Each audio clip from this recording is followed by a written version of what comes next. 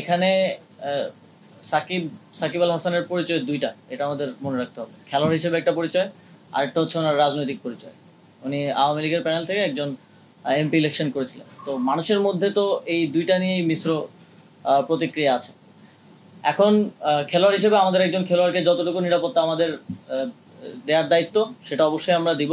তিনি দেশে আসলে আমরা সেটা দিব। এবং তার নামে যে মামলাটা হয়েছে, হত্যা মামলা, সেটার বিষয়ে আমরা ইতিমধ্যেই বলেছি, ইতিমধ্যে আইন মন্ত্রণালয় বলেছে যে সংশ্লিষ্টতা না থাকলে প্রাথমিকভাবেই নামটা বাদ দেওয়া হবে।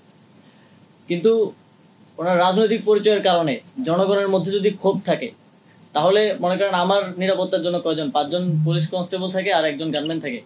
আমার উপরে যদি দেশের 16 কোটি জনগণের, লেটসে 10 কোটি জনগণের যদি ক্ষোভ থাকে, তাহলে 5-6 জন আমাকে কি নিরাপত্তা দিবে? আমারও তো সেক্ষেত্রে নিরাপত্তার সুযোগ নেই। তো সেক্ষেত্রে জনগণের যদি কোথাও ক্ষোভ থাকে, সেটাকে তো আমাকেই রিডিউস করতে হবে আমার কথা দিয়ে। আমার মনে হয় যে ওনাকে ওনার জায়গাটা পরিষ্কার করা প্রয়োজন। রাজনৈতিক জায়গা থেকে ওনার যে রাজনৈতিক অবস্থান, সেটা নিয়েও কথা বলা প্রয়োজন। অলরেডি মাশরাফি বিন মুর্তজা বোধহয় কথা বলেছেন সে বিষয়ে।